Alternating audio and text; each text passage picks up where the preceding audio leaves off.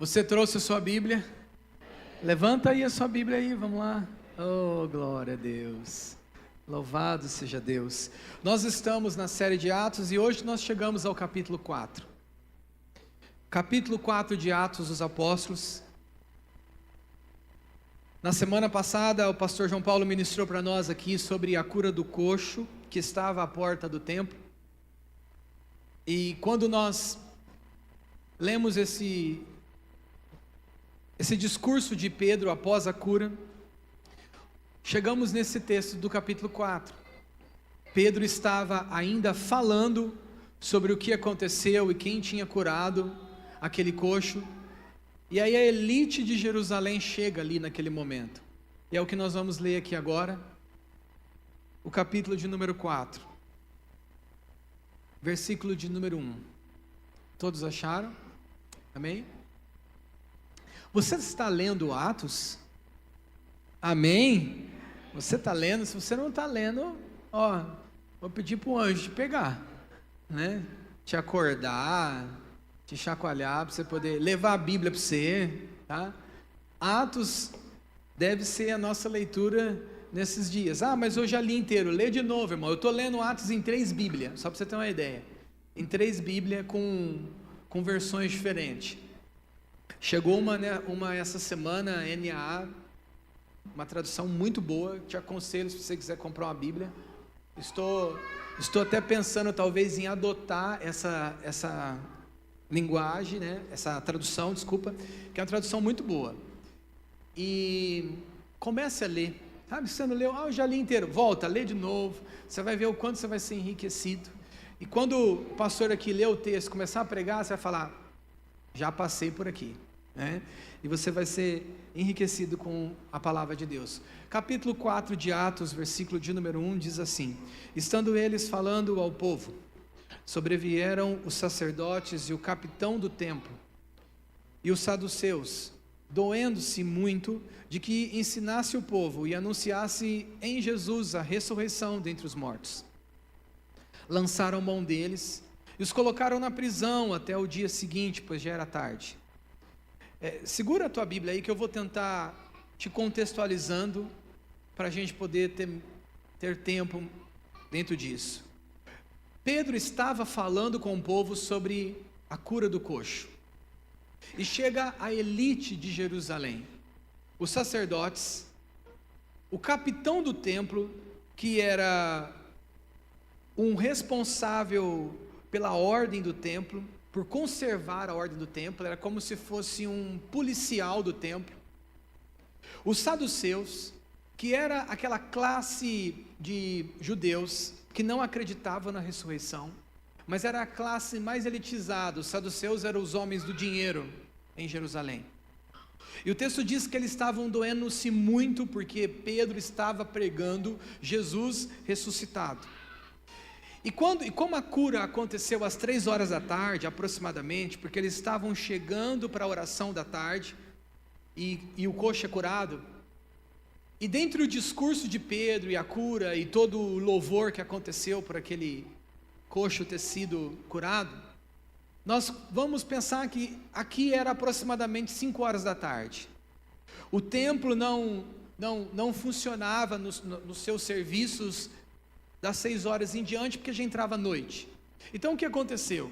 Se nós estamos falando perto de 5 e meia, 6 horas, o texto diz que eles foram aprisionados, mas não fizeram nenhum tipo de julgamento naquele momento, porque chegou a noite, e eles passaram a noite na prisão do templo. O texto diz assim, lançaram mão deles, versículo 3, e os colocaram na prisão até o dia seguinte, pois já era tarde.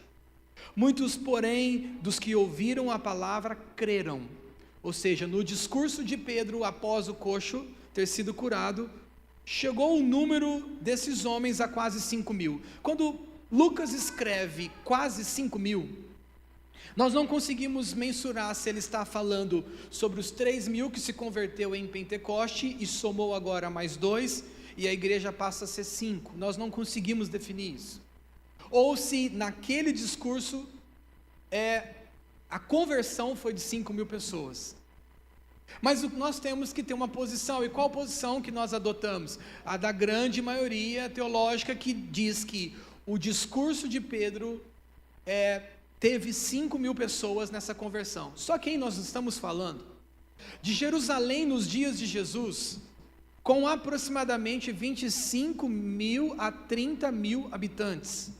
Então nós estamos falando aí aproximadamente, se de fato isso aconteceu, se esse é um número, 15% a 20% da cidade convertida por um derramamento do Espírito Santo e uma cura, até então. A Bíblia vai dizer que houve, mas uma registrada, que deu a ênfase na cidade toda. Pensa numa cidade, acho que Barrinha deve ter isso, né? Não sei se tem 25 ou Pontal. Pensa numa cidade com esse número de pessoas, o alarme que causou, de pessoas falando em outras línguas e outras entendendo, e um coxo de nascença da idade de 40 anos ter sido curado. Imagine o barulho que isso causou. Então o discurso de Pedro vem com muito peso, dizendo: o que vocês estão vendo aqui é o Jesus que foi crucificado, mas agora ele está ressuscitado. E aí o texto vai dizer que chegou o número desses homens quase 5.000. No versículo de número 5 diz assim: aconteceu no dia seguinte, reuniram-se em Jerusalém os seus principais, os anciãos, os escribas, a córdia dos religiosos. Quem? Anás, o sumo sacerdote, e Caifás, e João e Alexandre, e todos quantos haviam da linhagem do sumo sacerdote. Lucas vai falar que Anás e Caifás eram os sumos sacerdotes. Aqui já começa o problema, porque sumo sacerdote só pode ter um.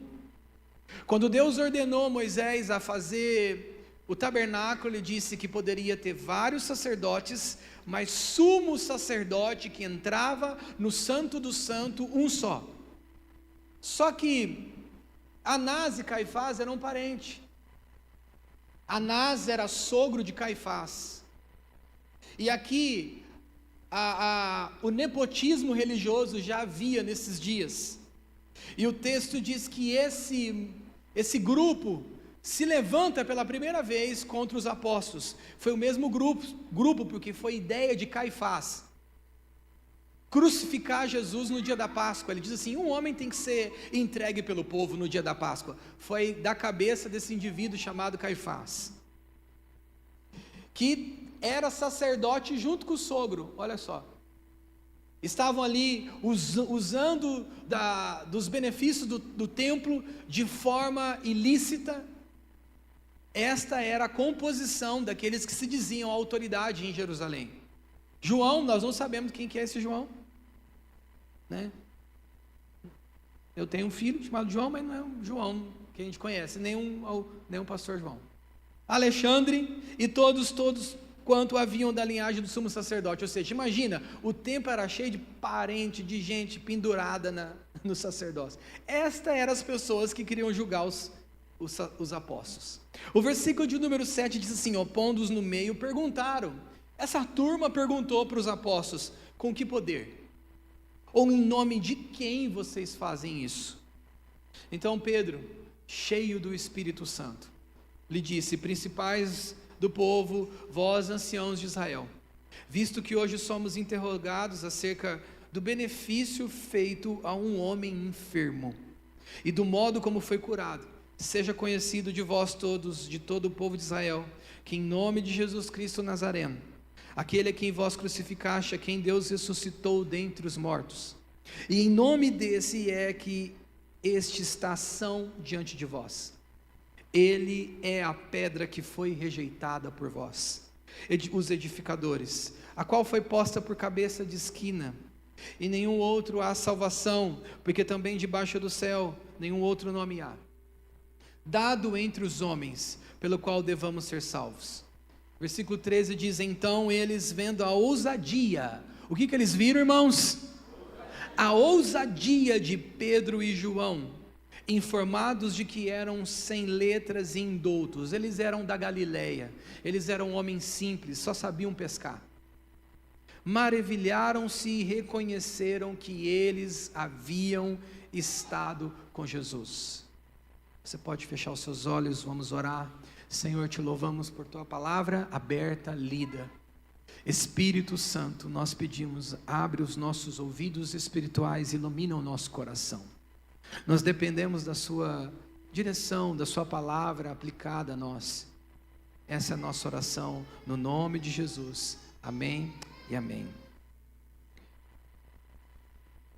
O título do nosso sermão de hoje é: A ousadia vem de Deus. Ousadia vem de Deus. Você já teve algum momento na sua vida que você teve medo de dizer a verdade?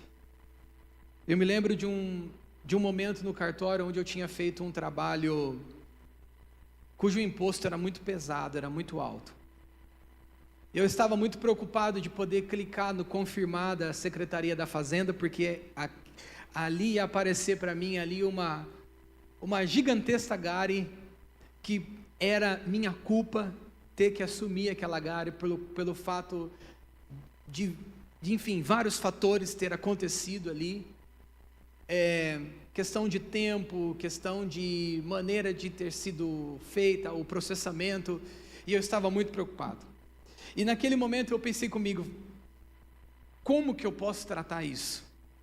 E o meu sentimento foi o medo de dizer a verdade do que na realidade aconteceu, que era um erro meu, e por isso que aquele imposto estava sendo devido naquele momento, sendo que o contribuinte já tinha pagado o imposto. E aí eu já tinha calculado mais ou menos o que eu poderia fazer. Eu falei, esse imposto deve dar aproximadamente uns R$8.000. Vai vendo, eu falei assim, vou ter que dividir em algumas vezes, bem vezes, né? Vou ter que negociar com a patroa, pedir para ela pagar, e depois ela vai me descontando no meu salário. Não sei se minha esposa lembra, eu compartilhei isso com ela, esse medo que eu estava, dessa verdade que era. E aí eu falei assim, eu conto só o final da história para ela, falo, olha, teve essa gare aqui, vai ter que pagar, o erro foi meu, o que eu vou falar?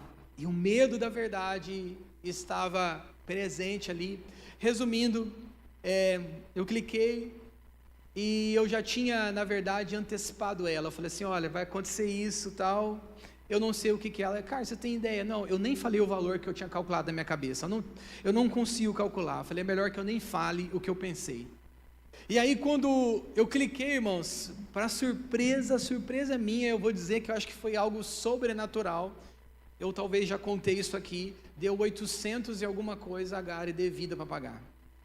Do cálculo que eu tinha na minha cabeça, aquilo que foi compensado, porque para que você que entende um pouco de imposto, já tinha sido pago determinado valor, e naquela correção ou retificação do ato, deveria um imposto que estava faltando, e eu tinha calculado muito mais. E aí quando eu vi aqueles R$800, eu falei assim, meu Deus, nossa, R$800 dá para pagar tranquilamente, né?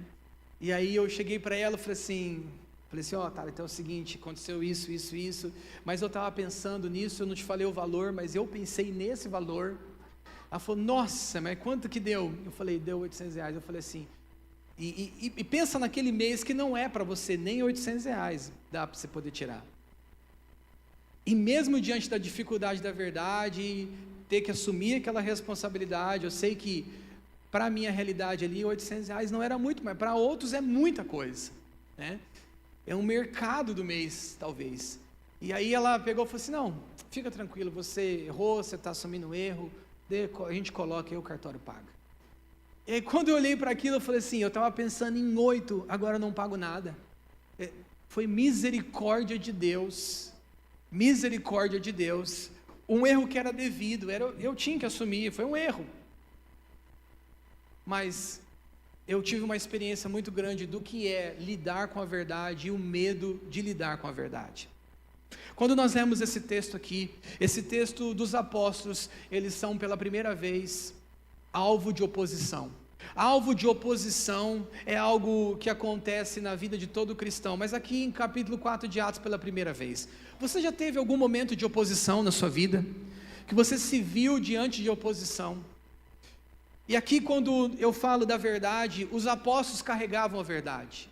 Eles estavam vivendo a verdade religiosa da fé em Jesus, a verdade filosófica de que eles deveriam mudar a mente em favor do reino de Deus, a verdade social de que os discípulos já não eram mais comprometedores com Roma, mas eram comprometidos com o reino de Deus. Mas isso gera oposição da elite de Jerusalém. Esses homens aqui que eu citei no início, enquanto lemos, nós estávamos lendo o texto. Então, nós temos aqui uma oposição, e esses que são elite de Jerusalém, não queriam nada fora do controle daquilo que eles tinham como verdade, mas os apóstolos estavam cheios do Espírito Santo, cheios da verdade que é absoluta, que é uma pessoa que disse para nós assim: eu sou o caminho, eu sou a verdade, eu sou a vida. Quando Pilatos perguntou o que é a verdade, o que é a verdade? Ele estava diante da verdade manifestada em carne e osso. Ali estava Jesus de Nazaré, a verdade. E os discípulos têm pela primeira vez a verdade sendo alvo de oposição. Então eu quero dizer essa manhã para você, crente, a verdade terá oposição. No nosso mundo, o mundo que nós estamos, a maneira como você fala, veste, come, vive, se é fora do mundo, vai ter oposição. Se você fala de uma linguagem diferente, se você se veste de uma maneira diferente, se você come, se você trabalha, se você decide fora do contexto desse mundo, que por sinal está no maligno, irmãos. A Bíblia diz que o mundo jaz no maligno. O pai da mentira é que rege a cabeça dos governantes desse mundo. Então nós estamos diante de um mundo cujos fundamentos são mentira, cujos pensamentos, estabelecimentos, essência é mentira, e aqueles que querem viver a verdade vai sofrer oposição. 2 Timóteo capítulo de número 3, versículo de número 12, se você puder abrir, eu vou citar poucos textos, mas eu preciso que você confere comigo esses textos. 2 Timóteo, capítulo de número 3, versículo de número 12, diz assim, também todos os que piamente querem viver em Jesus Cristo, o que diz o texto, você pode dizer comigo, padecerão perseguições. Sabe o que a Bíblia está dizendo? Se você quer viver piamente em Jesus Cristo, você vai ter perseguição, você vai ter oposição, porque a verdade nesse mundo será uma oposição no trabalho, oposição na família, oposição nos ambientes sociais, educacionais, vai haver oposição. E aqui eu abro um parênteses: se você não sofre nenhum tipo de oposição, o perigo que pode estar rondando a tua vida é de que você não está vivendo a verdade. Agora, se você tem oposição em algum momento, em alguma situação da tua vida por Jesus Cristo, porque o texto diz, querem viver em Cristo Jesus, padecerão oposição, padecerão perseguição, mas oposição. Se você está decidindo porque Jesus é o teu Senhor, porque a Bíblia te diz para decidir, está sofrendo perseguição, você é um bem-aventurado, louvado seja o Senhor. Mas se não há oposição nenhuma, se preocupe, talvez você seja mais amigo do mundo do que amigo de Deus, porque aqueles que são amigos de Deus são contra o mundo, não é compatível uma coisa com a outra. A Bíblia diz assim, que Deus não tem um compromisso com os fundamentos desse mundo, mas com a sua verdade que está em Jesus Cristo. E aí quando nós lemos isso, a oposição para o crente cumpre o plano de Deus. Eu vou dizer novamente, a oposição na vida dos crentes cumpre um plano de Deus. Então é um cumprimento de um plano de Deus que você sofra oposição. Eu poderia muito bem, nesse episódio da Gari que eu contei a vocês, eu poderia fazer como alguns já fizeram. Vamos dar um jeito, joga isso para o cliente. O cliente não vai nem saber que esse imposto é devido. Poderia fazer, ninguém ia saber. Ninguém, vírgula. Eu, Deus e o diabo. Só que um sabe muito bem o que fazer com essa informação. Qual dos três? O diabo. Ele vai pegar aquela informação e vai dizer assim: no tempo certo, na hora certa, usarei. Pensa num ser paciente, irmãos, é o diabo. Às vezes a gente faz alguma coisa e a gente fala assim: mas não aconteceu nada. Não aconteceu nada. O diabo é tão paciente, que ele não tem problema nenhum de você estar aqui hoje, sendo que em algum momento ele vai criar alguma coisa para que você possa cair. Mas louvado seja Deus, que nos livra de todas as nossas aflições, de todas as nossas tentações, de tudo aquilo que se levanta contra nós. Está escrito que por um caminho vem contra nós, e por 7 terão que fugir diante de nós. Se o Senhor é o nosso refúgio, se o Senhor é a nossa fortaleza, louvado seja o Senhor. Então, se você estiver no Senhor, você não tem que se preocupar. Mas se não estiver, se preocupe, se arrependa, volte. Porque oposição é parte do plano de Deus na vida do crente. Agora, oposição não deve ser pelo pecado. 1 Pedro 4, 12 e 13 vai dizer que se você está sofrendo oposição pelo pecado, isso é um problema. Imagine só, se eu tivesse seguido o caminho do pecado. Vai abrindo aí, 1 Pedro, capítulo de número 4, 12 e 13. Imagine só se eu tivesse seguido o caminho do pecado e da mentira. Tivesse pensado assim: vou jogar essa guia para o cliente. Vou jogar a guia para o cliente, tá beleza, o cliente vai pagar, porque olha, meu amigo, deu ali uma diferença no imposto, você pode pagar? Não diria que foi um erro exatamente meu. Pronto. O tempo ia passar, e aí o que ia acontecer?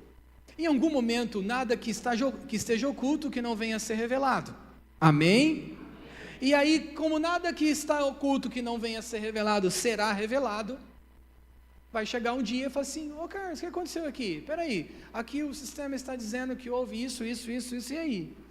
Nossa, então, aconteceu, o cliente pagou. Aí eu chego aqui no culto, chego para o pastor orar por mim, porque eu estou sofrendo perseguição no trabalho. Você viu que lindo? Aí o pastor ora por mim, estão se levantando contra mim no trabalho. Peraí, estão se levantando contra você, ou essa oposição é pelo pecado? Amados, não estranhei a prova que vem sobre vós, para vos tentar, como se coisa estranha acontecesse. Ele está dizendo para nós, irmãos, não estranhe a oposição que vem, mas o versículo 13 diz assim,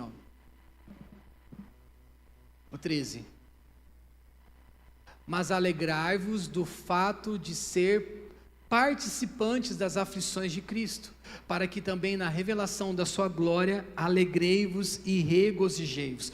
O texto está dizendo que nós temos que nos alegrar quando nós passamos pelas tribulações, mas esse texto de 1 Pedro, deixa eu ver aqui, ele vai dizer ainda, deixa eu ver em que altura que é aqui, ele vai dizer ainda que se nós estamos, aqui versículo 15, é o sequência. Põe o 15, por favor, Rafinha.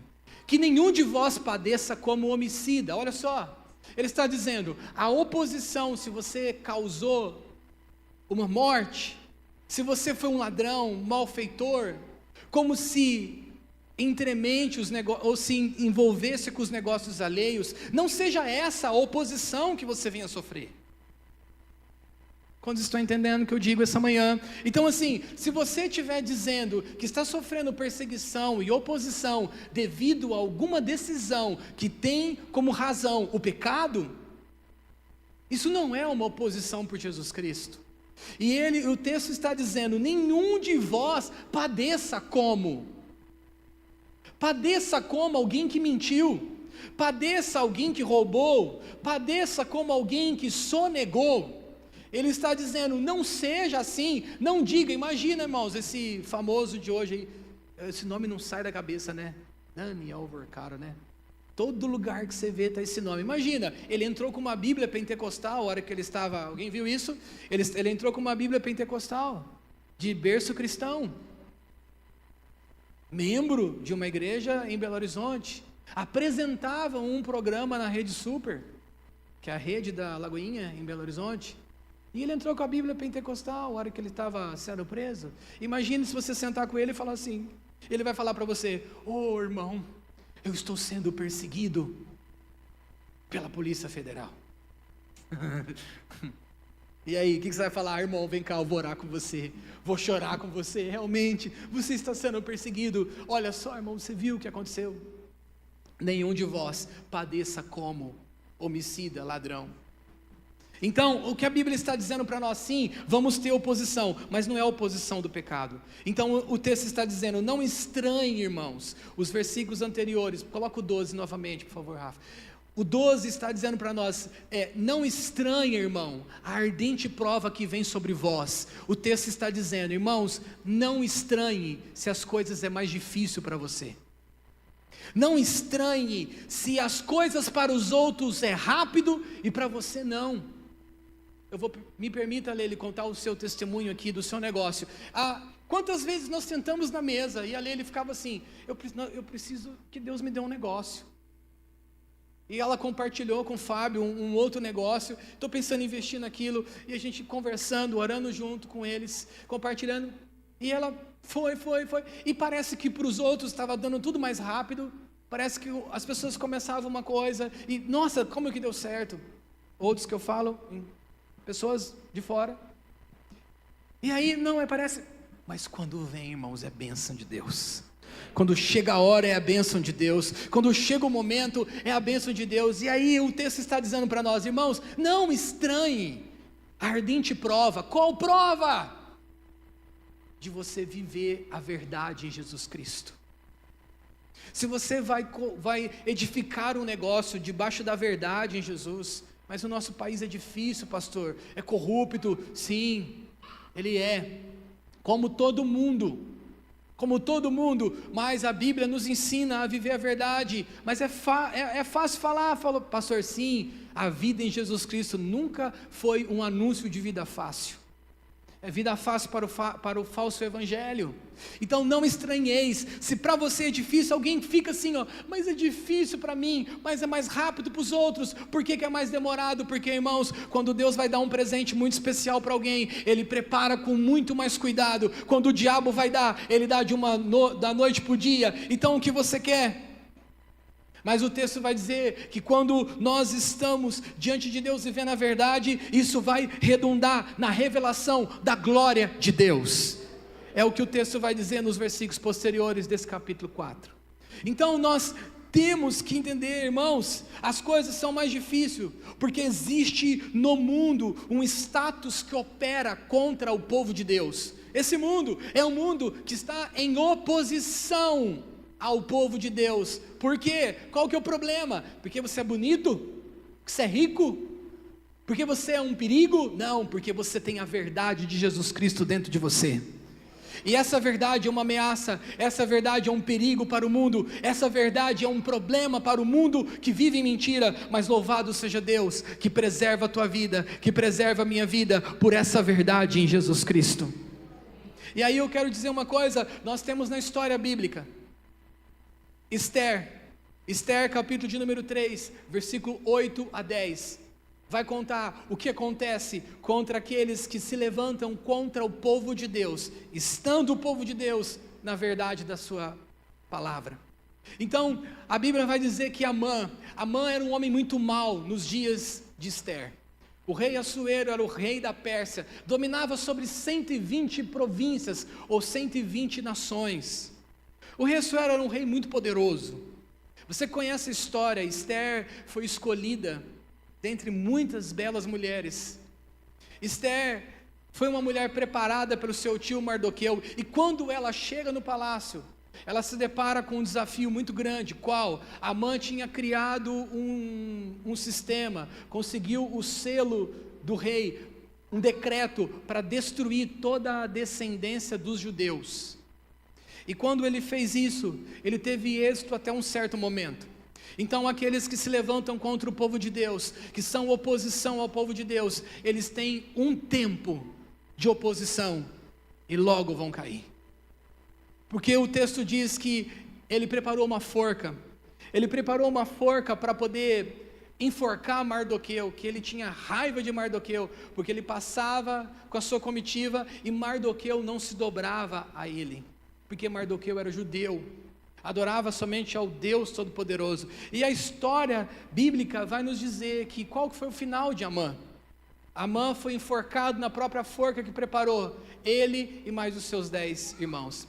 Só que o curioso, que a história moderna mostra também para nós, que no final da Segunda Guerra, em 1945, já no final da guerra, aliás, a guerra tinha terminado já em 1945, mas em 1944, 10 de janeiro de 1944, Hitler, num programa de rádio, ele disse assim, se os judeus vencerem os nazistas, eles vão poder celebrar de novo Purim. Por que Purim? Porque Purim foi a festa que nos dias de Esther foi celebrado. Purim, pur, significa sorte. Foi a festa que foi celebrada naquele dia, quando o povo de Deus venceu o seu inimigo, e o seu inimigo foi enforcado na própria forca que fez. A oposição que se levantou, não se levantou contra o povo, se levantou contra o Deus do povo. E a história diz que no julgamento, no tribunal de Nuremberg, em 1946, aliás, em 1944, Hitler disse num programa de rádio, ele disse assim, que se os judeus forem vencer os nazistas, eles vão celebrar de novo Purim. Olha só, conhecedor da Escritura. E de fato isso aconteceu. Em 1945 acontece o julgamento. 12 nazistas foram separados como aqueles que eram a elite da composição do exército de Hitler. Um não foi capturado, foi dado revelia no seu processo, na sua sentença. Outros se matou na prisão, sobrou 10. Quantos dos filhos de Amã que foram enforcados? 10. Em 1946, 10 nazistas foram enforcados após a sentença do tribunal de Nuremberg terem sido acusados de crime de guerra. Curioso isso. O povo de Deus celebrando novamente Purim contra os seus opositores. Tem Deus ainda aliança com Israel? Sim. Da mesma maneira como tinha no passado, está adormecida, mas Deus continua com a aliança, porque o Senhor não revoga a sua aliança. E um dos nazistas, quando ele estava sendo enforcado, ele gritou Purimfest, em alemão, que significa festa de Purim. Ele estava dizendo, está cumprindo em nós a festa de Purim. Os 10 filhos de Amã foram enforcados, agora os 10 filhos de Hitler estão sendo enforcados. Eles foram enforcados também. Então nós temos uma oposição nesse mundo. Eu te pergunto essa manhã, se a oposição é pelo nome de Jesus, fique em paz.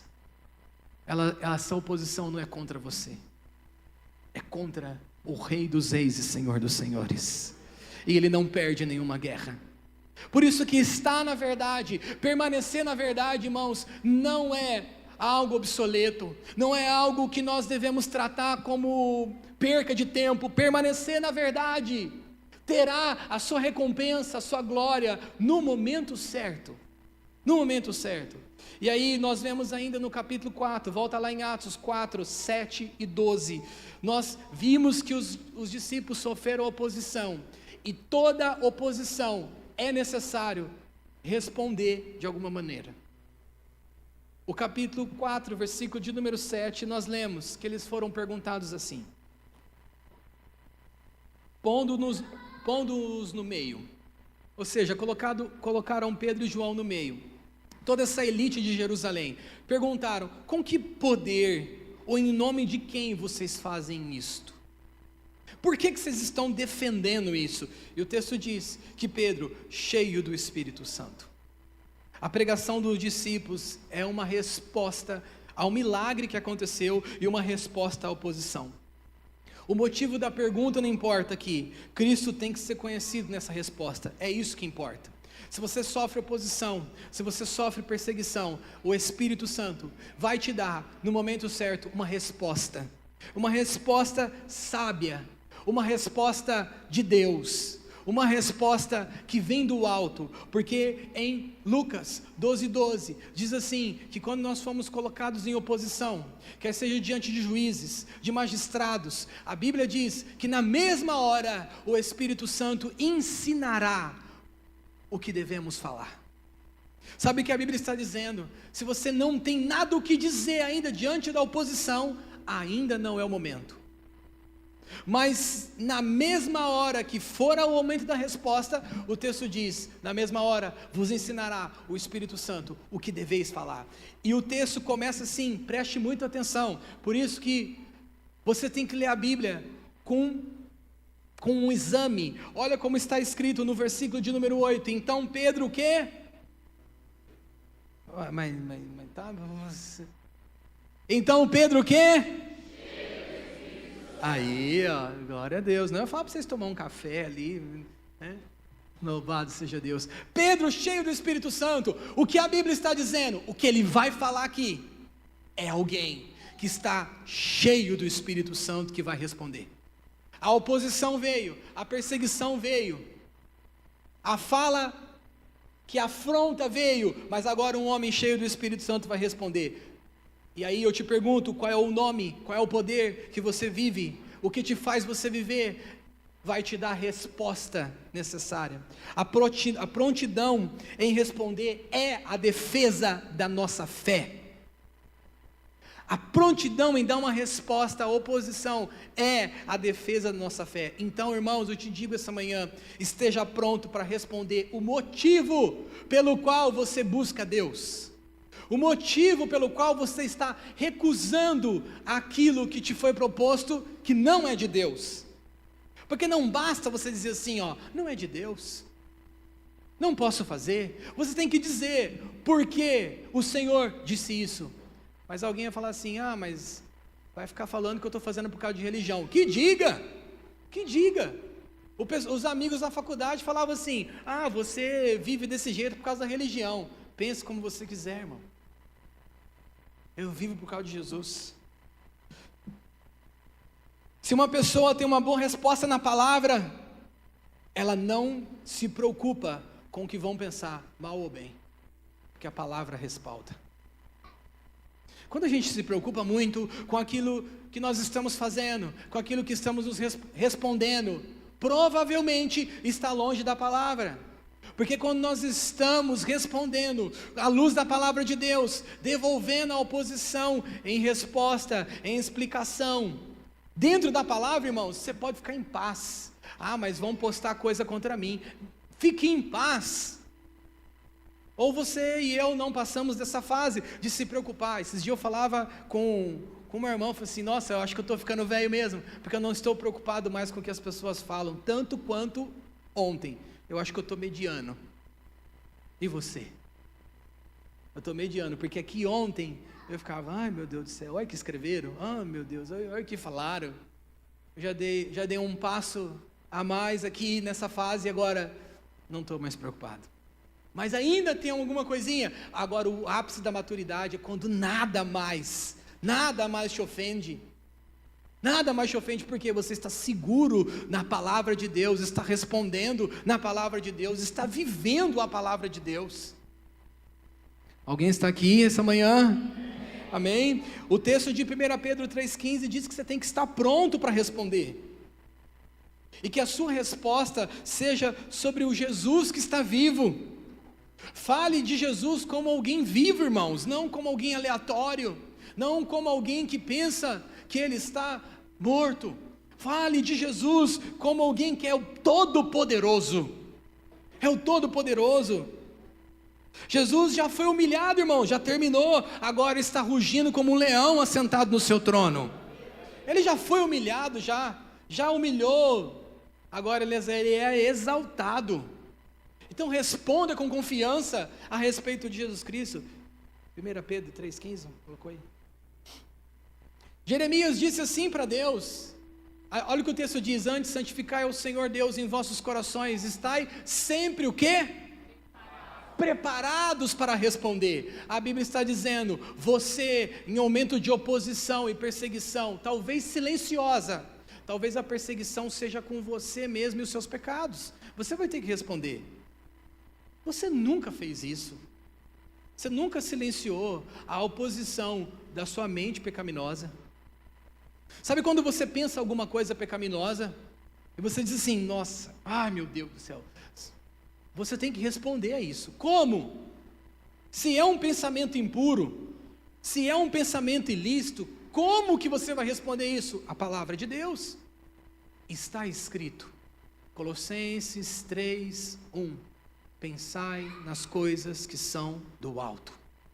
Por isso você tem que conhecer a palavra. A oposição não é apenas externa, ela pode ser interna. O seu e o meu pecado é uma oposição. Então, a oposição pode ser silenciosa aqui dentro. A oposição, ela te desconfigura das coisas que são valores para Deus, e aí você precisa responder. Estejais prontos para responder. Imagina se o diabo aparecer a você dizendo assim: eu tenho o número da Mega Sena, você quer? Aí você fala: nossa, aí, né?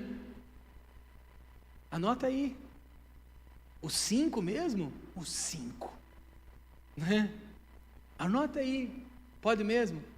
Vem aqui, deixa eu te mostrar até o sorteio antes, olha lá, olha, ó, vê, ó. Como que você vai responder isso, irmãos? Aí você não sabe, porque você fala assim: é pecado ou não é pecado jogar na Mega Sena? Você vai ficar assim: ei diabo, peraí, peraí que eu tenho que primeiro entender se é pecado. Estejais preparados. Aí o despreparado fica: peraí, não, eu não tenho muito tempo, resolve. Para mim não é pecado, né, o diabo, para mim não é pecado. E também, dá o dízimo, né, beleza? Dá, é verdade, não tinha pensado nisso, diabo. Dá o dízimo, dá tudo certo. E aí, irmão, é pecado ou não é pecado? Deixa eu tomar água aqui, pensa e se prepara aí.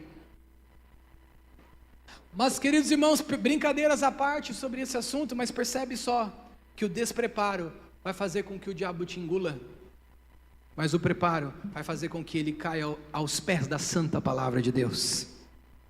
Então, eu preciso te dizer uma coisa: quem está em silêncio na oposição, está confiando em si e não no poder de Deus. Quem está em silêncio na oposição, está confiando em si e não no poder de Deus. Então fale exatamente agora para a oposição o que a palavra de Deus diz. O que a palavra de Deus diz. Eu termino com isso, até avancei um pouco mais hoje. Foi o testemunho do irmão Paulo, não foi eu não.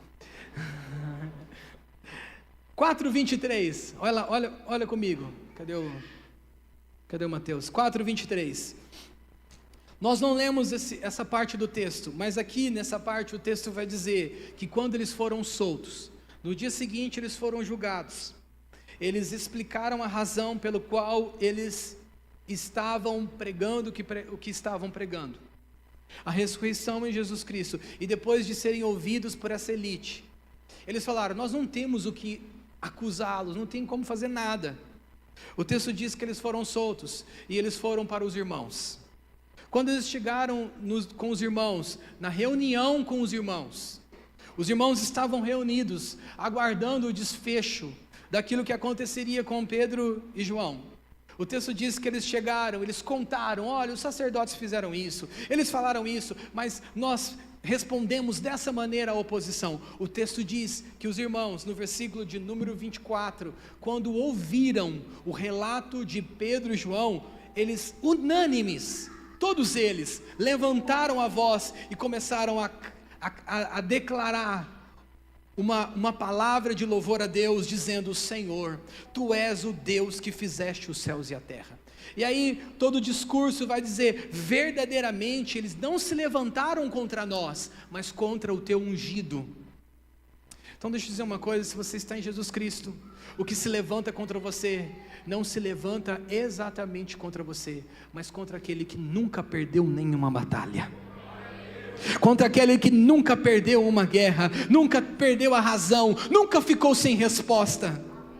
É contra ele que se levantam. O texto diz: porque verdadeiramente contra o teu santo filho Jesus se levantaram. Quando a oposição acaba, os discípulos são unânimes em dizer: não se levantaram contra nós, mas foi contra o ungido, contra os opositores. Sabe o que eles pedem? Eles não pedem vingança. Olha que interessante, é isso que eu quero concluir. Eles não pedem vingança contra os opositores. A oração da igreja aqui, dos servos de Deus, não fala assim: Senhor, faça com que eles não tenham salário. Eles vão conferir no banco, não tem salário, não tem dinheiro para comprar nada. Senhor, dá uma magnites para eles também, né? Veio agora na cabeça. Senhor, fura o pneu do carro deles, quebra o carro deles. Senhor, sopra um vento, derruba a casa. Eles não fazem isso. Olha o que eles fazem. O texto diz, no versículo de número 29, diz assim, que eles estavam felizes pela oposição, irmãos. Olha que coisa. E eles disseram assim, agora pois, ó Senhor, olha para as ameaças, olha para essa oposição, olha para o que está acontecendo. E sabe que a gente pede? Concede aos teus servos que falem com toda ousadia a tua palavra. Concede aos teus servos que falem com toda ousadia a palavra. Eles pedem parresia. Esta é a palavra grega, ousadia, parresia. E um parrecista, para Sócrates era alguém que tem coragem de assumir a verdade mesmo sobre riscos. Eles estavam dizendo: não pedimos que o Senhor danifique eles, cause nada, só traz para nós ousadia, parresia, nos dá coragem de dizer a verdade mesmo na face do risco. Olha o que eles estão pedindo, irmãos. Eles estão pedindo: nos dá coragem de dizer a verdade, o preço de dizer a verdade mesmo sobre risco. E eles estavam dizendo: Senhor, se a peleja é tua, se a luta é tua, só nos dá coragem, ousadia para defender esta verdade que é tua. Louvado seja o nome do Senhor, louvado seja o nome do Senhor. Então para de pedir errado, começa a pedir a Deus: Deus me dá ousadia, Deus me dá coragem, Deus me dá firmeza na verdade, porque se eu ficar firme na verdade, nada pode abalar a verdade. A Bíblia diz que todos os reinos serão abalados, mas o Rei dos Reis, aquele cujo reino não tem fim, o reino dele não pode ser abalado, a verdade dele não pode ser abalado. Se o mundo está vivendo uma verdade relativa, que o mundo viva. Se o mundo está vivendo uma confusão do que é o caminho, que o mundo viva, mas os santos de Deus estejam firmes na verdade, os santos de Deus estejam com ousadia, defendendo a verdade mesmo em face do risco. Louvado seja o nome do Senhor. Este é o relato do triunfo do povo de Deus. Os amigos de Daniel vivenciaram isso. Israel, quando estava perseguindo por Faraó, vivenciaram isso. Irmãos, comece a fazer o pedido certo em face da oposição e perseguição. Peça a Deus parresia, ousadia. Deus, Senhor, eu quero viver a verdade, me dá ousadia, me concede ousadia de defender. Se eu tiver que perder alguma coisa, que eu perca pela sua verdade. Perca pela sua verdade. Eu quero perguntar aqui: quantos aqui essa manhã querem receber de Deus a parresia, a ousadia de Deus para viver a verdade? Quantos querem receber de Deus? Então você pode se colocar de pé no seu lugar. Esta é uma oração que o povo fez, e o texto diz que eles fizeram essa oração. O lugar moveu, porque o Espírito Santo, que é o Espírito Santo da verdade, capacitou esses irmãos. Então, irmãos, deixa eu dizer uma coisa. Essa semana, eu termino com isso, os irmãos podem vir. Nessa semana, o Espírito de Deus me acordou 3 horas da manhã, eram umas 3 e pouco, para ser mais preciso, e o Espírito de Deus falou comigo fortemente: diga ao povo de Deus para parar de brincar, filho, para parar de brincar de uma vida relativa. Então eu quero te dizer essa manhã, A verdade é a coisa mais importante que nós defendemos. A verdade que é uma pessoa, que é Jesus Cristo, é a coisa mais importante. Então não brinque mais com a fé. Seja firme e constante. Não brinque mais, porque não há mais tempo.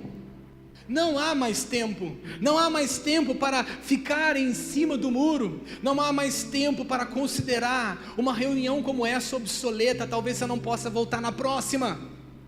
Não há mais tempo. Você tem 54 finais de semana, 54 domingos no ano. Não há mais tempo para deixarmos de estar em uma reunião, porque o tempo está próximo. Não há mais tempo de ficarmos de fora da comunhão, da oração. Não há mais tempo de estarmos permitindo às oposições interiores e exteriores nos afastar do plano de Deus. É tempo de se firmar as estacas, é tempo de se firmar na verdade, é tempo de ser ousado na verdade de Deus. Sabe por quê, irmãos? Crendo você ou não, Jesus voltará para livrar o seu povo da ira de Deus que há de acontecer em breve, e muitos vão ficar. Eu falava com o irmão no encontro de bravos, ele falou assim: pastor, sabe por que eu voltei para a igreja? Porque Deus me deu um sonho. O povo de Deus foi arrebatado e eu fiquei. Isso pode acontecer, claro, irmãos. O texto diz que Deus nos livra da ira. Da ira, Cristo nos livrará da ira. Você quer ficar na ira de Deus aqui? É agora que define, não é amanhã. Então, que esta manhã seja você venha fazer um compromisso com a verdade de Deus e dizer: não brinco mais. Não brinco mais de ser um crente ali aleatório, um crente relativo. Eu sou firme, eu sou constante na obra do Senhor, na casa do Senhor, com o povo de Deus, nos trabalhos, na vida cotidiana. Queira as pessoas aceitarem ou não, eu sou um servo de Deus, estou aguardando Jesus Cristo vir me buscar. É sobre isso que nós estamos falando, é sobre isso que o Espírito Santo patrocina, é sobre isso que o Espírito Santo ele autentica. O Espírito Santo não autentica a mentira, o que é relativo. Deus não quer, termino com isso, Deus não quer 99,9% da tua vida, é 100% ou 99,9% não serve. Deixamos de viver, irmãos, o que a palavra de Deus disse é o contrário. Não, vivamos a verdade. E aí sabe o que vai acontecer? Você vai contar a história de Daniel, você vai contar a história de Elias, você vai contar na tua vida a história de Israel. O mar se abrirá para você, na fornalha o fogo não vai te queimar. Por quê? Porque é esse povo que Deus tem compromisso. São aqueles que têm ousadia na verdade que Deus tem compromisso. Eu te pergunto, você é esse homem essa manhã? Você é essa mulher essa manhã? Cristo te diz, sim, você é. A não ser que você não queira, mas você é. Então abraça essa verdade. Você pode orar comigo. Senhor, nós levantamos nossa voz como o povo levantou naquele dia, em face à oposição, em face à perseguição. Nós pedimos, concede-nos a parresia, nos concede a verdade, nos concede a ousadia para vivermos a verdade de Deus. Vem Espírito Santo sobre nós e nos fortalece para viver a verdade, nos fortalece para viver a Cristo, nos fortalece para em face à oposição, às coisas desse mundo. Se o mundo está virando de cabeça para baixo, nós estamos de pé, olhando para o trono do Filho de Deus. Se o mundo se levanta, nós estamos em face à oposição, firmes, olhando o Rei da Glória. Te aguardamos, Senhor, te esperamos, Senhor, te glorificamos, Senhor. Concede-nos ousadia, concede-nos ousadia na tua palavra. Esta é a nossa oração, essa é a nossa oração no nome de Jesus. Você pode aplaudir o Senhor essa manhã, Ele é digno. Ó Deus de Israel, eu sei que não vim a este mundo para adorar outro rei. Os leões estão rugindo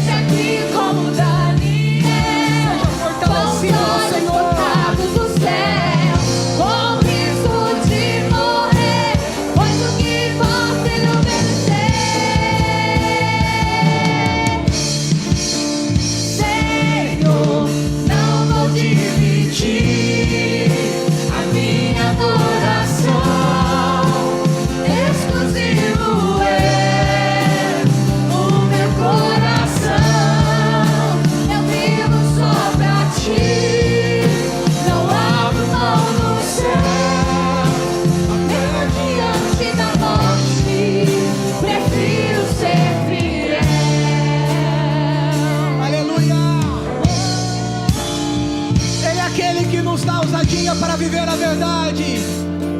Que o Espírito Santo te fortaleça nesses dias. Aquele que habita no esconderijo do Altíssimo, a sombra do Onipotente descansará. Direi pro Senhor, Ele é o meu Deus, o meu refúgio, a minha fortaleza. Ele me livra do laço do passarinheiro e da peste perniciosa. Ele me cobre com suas penas e debaixo das asas estarei seguro. Eu não temo espanto noturno, nem seta que voe de dia, nem peste que ande na escuridão, nem mortandade que assole ao meio-dia. Não importa quantos caiam do meu lado, direita, esquerda, eu estou protegido. Se eu for fiel, eu moverei o céu. Ele envia anjos para me guardar. Senhor, eu não vou dividir a minha coração. Exclusivo é o meu coração. Vivo só pra ti. Não abro mão dos céus até diante da morte.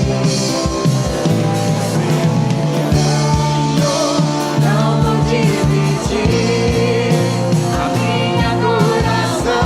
Nosso Deus é quem nos fortalece. Isso é o meu coração. Eu vivo só pra ti. Não abro mão do céu diante da morte. Prefiro ser A igreja, como uma declaração, depois de receber essa palavra, como uma declaração final de alguém que recebeu a palavra de Deus, que você pode viver debaixo da verdade de Deus, sobre a graça do Senhor em ousadia. Você vai dizer, vamos cantar como um coral esse final dessa mensagem, dessa música, como uma oração diante dos anjos, diante do mundo espiritual, uma confissão de fé do povo de Deus que viverá a verdade de Deus em ousadia. Você vai perceber o Espírito Santo te dando uma coragem no seu coração. O Espírito Santo está movendo esse lugar. Ele está te levantando essa manhã. Ele está colocando no seu coração uma ousadia aonde era desprezo. Ele está colocando vigor aonde havia cansado. Ele está colocando força aonde havia fraqueza. Ele está levantando, recuperando a sua voz. E a sua voz vai dar resposta às oposições. O Espírito Santo te dará sabedoria. O Espírito Santo te dará a palavra certa, porque o Espírito de Deus está aqui. Alguém pode dizer glória a Deus por isso? Glória a Deus. E nós dizemos diante dele, só a igreja: Senhor,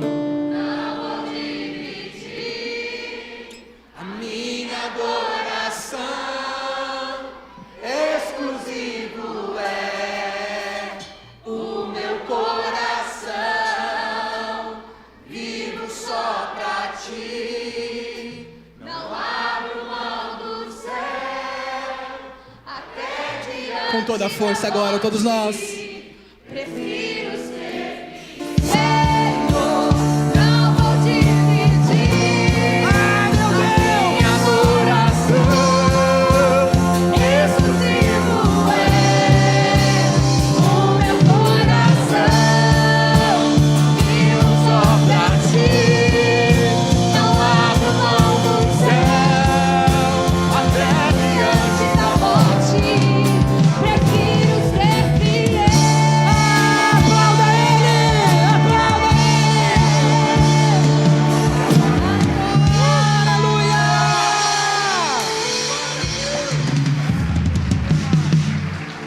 Que o Senhor te abençoe e te guarde. Que o Senhor resplandeça o rosto sobre ti e tenha misericórdia de ti. O Senhor sobre ti levante o rosto e te dê a paz. O amor de Deus, a graça do Senhor Jesus e a comunhão do Espírito e a ousadia do Espírito Santo para viver a verdade e falar a verdade esteja sobre a tua vida, em nome de Jesus. Deus te abençoe, abençoe a vida do teu irmão também. Um abraço, vai com Deus, boa semana, em nome de Jesus. Aquele que habita no esconderijo do Altíssimo, a sombra do Onipotente descansará. Direi do Senhor, Ele é o meu Deus, o meu refúgio, a minha fortaleza. Ele me